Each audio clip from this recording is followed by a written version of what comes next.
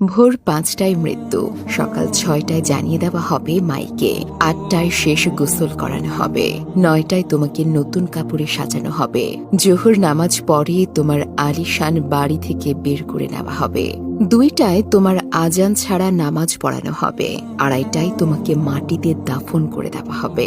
মাটি দেওয়া শেষে কেউ তোমার জন্য দোয়া করবে আর কেউ চলে আসবে। এটাই তোমার জীবনের শেষ আয়োজন। তো কিসের এত অহংকার? ভুলে যাও তোমার সব রঙিন স্বপ্ন, ফিরে আসো রবের দিকে। তোমার শেষ ঠিকানা এই ৩.৫ হাত মাটি, এটাই তোমার শেষ সম্বল।